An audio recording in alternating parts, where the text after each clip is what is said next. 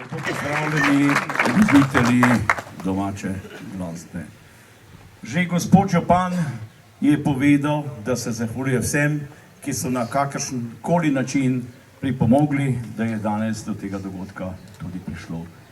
Barbara, voditeljica, je natrosila toliko lepih misli in besed o našemu dragemu Francu, da mi v imenu našega društva, Društva pesnikov slovenske glasbe, in v mojem imenu ostane le to, da se res še enkrat tudi jaz zahvalim za ta čudoviti dogodek.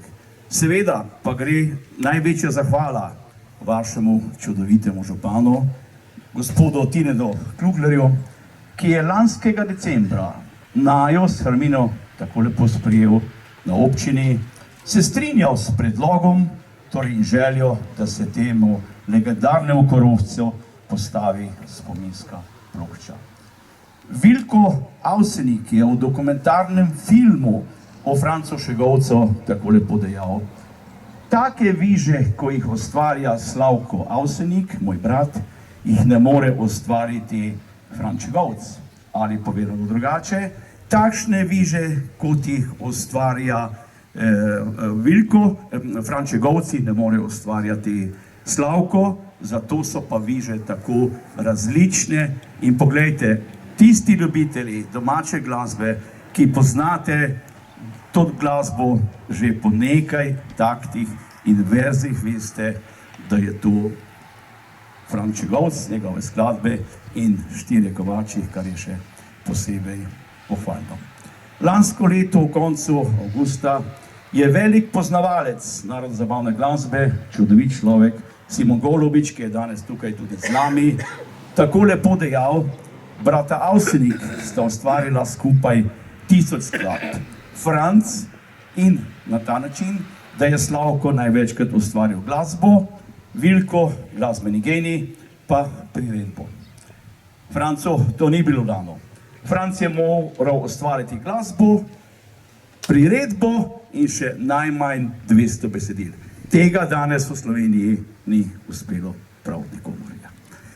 Anica Levstikova, profesorica v pokoju, sestrična Lojzeta Slaka, ki občasno v muzeju Lojzeta Slaka in Toneta Pavčka v Mirni peči vodi obiskovalce skozi muzej, mi je tako lepo pripovedovala, da ko pridejo, poln avtobus včasih pride, si želijo vedeti, kje je Jordan Kal, kjer se je rodil Lojzet Slak, kje je Mali Kal, kjer je odraščal.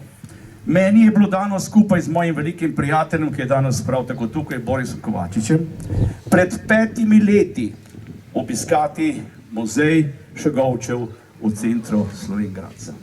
Verjemite mi, da bodo mnogi, ki bodo prišli ta muzej, poprašali, kje je ta legend, kje je tista hiša, kjer je ustvarjal znani Franc Šegovc in kjer je njegova spominska plošča, kakor pa tudi vem iz pripovedovanja drage Hermine, da je tukaj kapelica, nekaj posebnega, pravzaprav cerkev, ker pride celo cel avtobus obiskovalcev, in verjemite mi, da bo marsikdo ostavil tukaj korak in se poklonil legendam.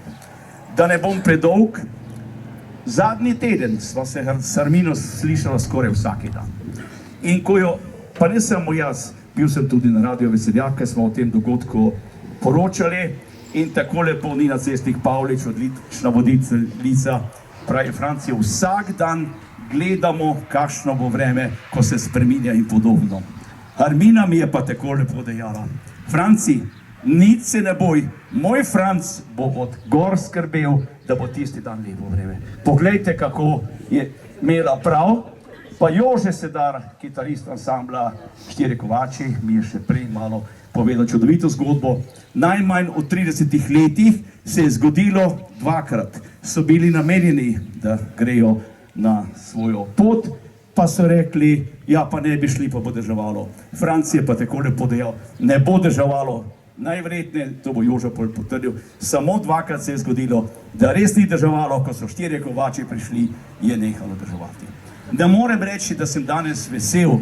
Vesel bi bil, ko bi Franc bil še med nami v svoji skladbi Kam le čas beži, tako lepo pravi, nekega dne se vse konča. Tudi njegovo življenje se je končalo. Sem pa zadovoljen, da je prišlo, da je tudi Hermina prisluhnila moji pobudi in da bomo danes odkrili odlično ploščo. Še zahvala kamnoseštvu Vidmar iz Ljubljane, očetu Slavcu sinu Roko, ki je danes oče tudi tukaj, ki so čudovito napravili to ploščo, pa ne samo to ploščo, tudi za fante Spraprotna pred 2 letoma in za Fani Božeko, eno največji tekstopis v Beli krajini. Tako da želim vam še naprej, ostanite z nami na pogostitvi, če lahko rečem, tako da se bomo pokremljali, pa se spomnili te koroške legende. Hvala, da ste prisluhnili. Lep dan še naprej, srečno in nasvidenje.